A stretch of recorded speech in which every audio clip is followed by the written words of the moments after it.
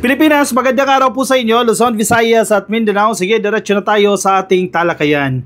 Si Pangulong Bongbong Marcos, sinagot niya na itong destabilization plot na ginagawa ng kampo ni Digong. Ngayon ang leader nila si Vic Rodriguez at itong si Ungab. Sila yung fronta. Sige, hindi leader kasi yung leader nakatago. Yung leader hindi lumalabas. Ang fronta nila ngayon, itong si Vic Rodriguez at si Ungab na nag-file po ng kaso dyan sa Korte Suprema. Ang problema nila, yung BICAM report, pero si PBBM ang ginawa nilang respondent. Diba? Tama ba naman yan? Si PBBM nagsalita na siya. Sabi niya, ito po ay destabilization.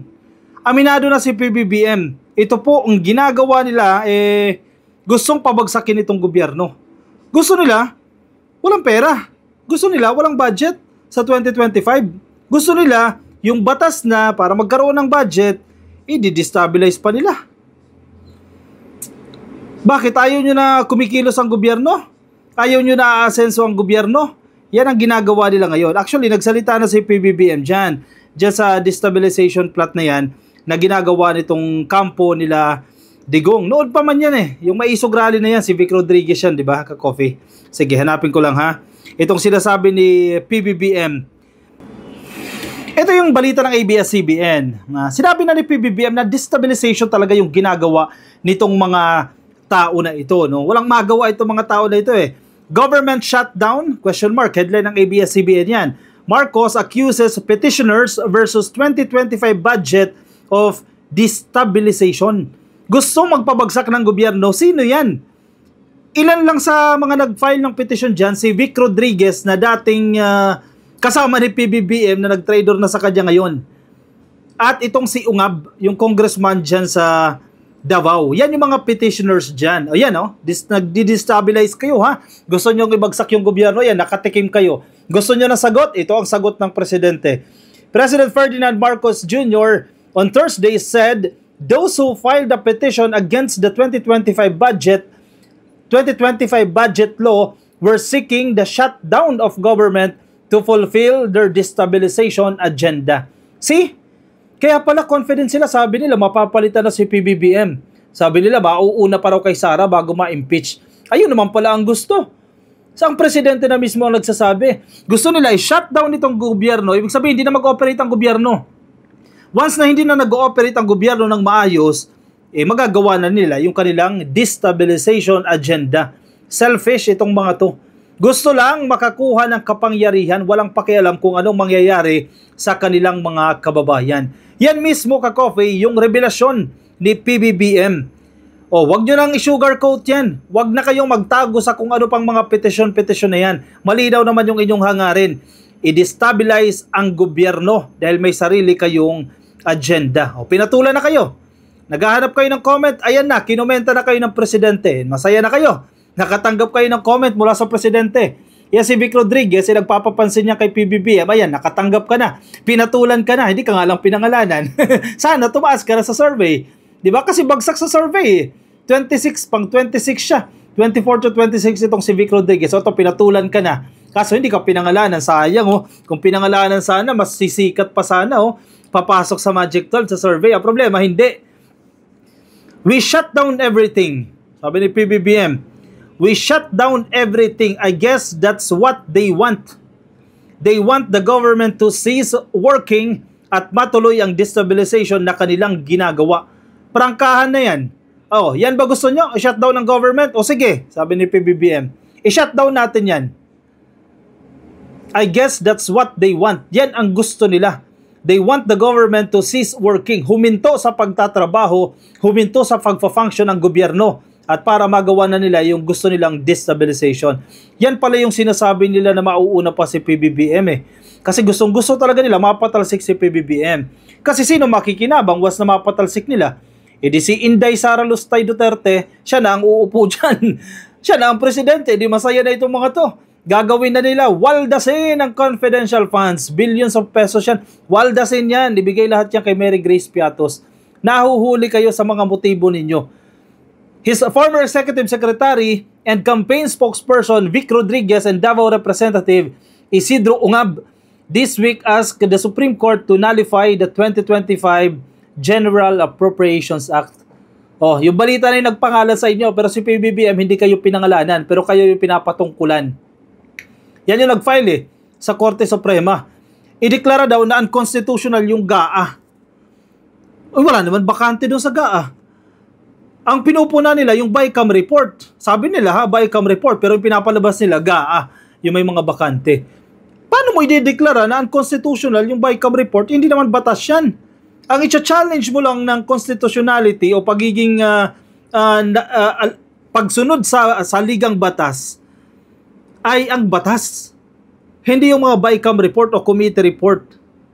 Tingnan mo, mapapahiya itong mga to, ka-coffee. Very confident tayo, mapapahiya itong mga to. Tingnan lang natin, pag lumabas yung resulta ng Korte Suprema dito sa ginagawa nila. They claim that they discovered supposed blank items in the budget's bicameral conference committee report amounting to about 100 billion pesos. Tapos sabi nila, the biggest money heist. Akala nila ganun lang Sabi ni Vic Rodriguez, the biggest money heist daw, 6-point-something trillion. Pag money heist, di ba ninakaw mo yan? Ano yan? Yung 6 trillion pesos na yan, dadamputin lang yan ng presidente. O yan, ito na, nanakaw na natin yung 6.3. Ganun ba yun? Ang kinakahulan nyo, ang presidente. Ang may problema, BICAM report, mga mambabatas dapat ang kinakahulan ninyo, hindi ang presidente. Marcos reiterated that there were no blank items in the 2025 national budget, saying he reviewed all 4,057 pages of it before he signed it. Yan yung sinasabi natin kanina sa kanyang talumpati sa event po ng mga abogado ng Integrated Bar of the Philippines. Binasa niya yan at pinirmahan. In fact, vinito niya yung ilang parte dyan. The president also said the government has no backup plan in case the Supreme Court invalidates the 2025 budget. Yan yung gusto nilang marinig Itong mga DDS, yan ang gusto nilang marinig. Anong plano mo? Ayan, sabi ng presidente, pinatulan na kayo. Wala kaming plano. I-shutdown natin ang gobyerno. Di ba yan ang gusto nyo? Happy kayo ngayon. Tingnan mo, mamaya topic na ni Roque. Mamaya topic na nila Maharlika yan. Ang highlight niyan, ang headline nila, Marcos, walang plano kung madeklarang unconstitutional ang 2025 budget.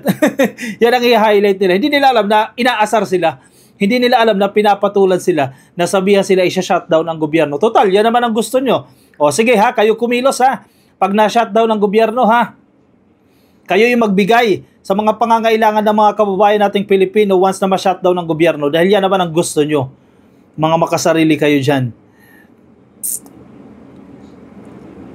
However, Marcos said such scenario was unlikely because he was assured by Solicitor General Minardo Guevara that they have a solid footing on the issue of the budget's constitutionality. Ayun lang, medyo nalungkot ang mga DDS dyan. Kasi sabi ni PBBM, base sa sinasabi ni Solicitor General Minardo Guevara, solid yung kanilang argumento na hindi madideklara bilang unconstitutional itong budget. Naku, malungkot ang mga DDS. Paano nila ba destabilize ang gobyerno? Uusad pa rin, tatakbo pa rin dahil confident si Guevara Sir, matibay yung ating hawak dyan. Hindi nila pwedeng sabihin na unconstitutional yan. Yun na, nalungkot na ang mga DDS dyan. Ang Solicitor General, ka-coffee, yan yung nagtatanggol, yan yung tumatayong abogado sa gobyerno, sa estado, ka-coffee. Halimbawa, tulad ng ginawa nito nila Vic Rodriguez at nila Ungab, ang nirereklamo nila, yung BICAM report, dapat mga mambabatas ang nirereklamo, di ba? Pero dinawit pa nila si PBBM. Since kinasuhan nila si PBBM, ang magtatanggol sa presidente ay ang Solicitor General. Ang pinakamahuhusay na abogado, nandiyan sa opisina ni Solgen. Good luck sa inyo. And common sense naman kahit hindi ka abogado, alam mo na yung motibo nitong mga tao na ito walang merit nagpapapansin lang talaga para pag-usapan sila at tumaas sila sa survey. Kasi bagsak sa survey Hindi papasok yan mga senatorial aspirant na yan, yung Civic Rodriguez.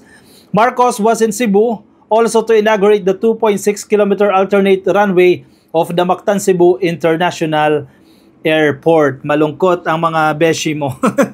Malungkot ang mga DDS dahil confidence si Guevara na hindi magtatagumpay ang kasamaan ninyo na i-destabilize ang gobyerno, huminto sa operasyon ang gobyerno, abay mukhang wala kayong kakamutin dyan. Ayan, tingnan ninyo.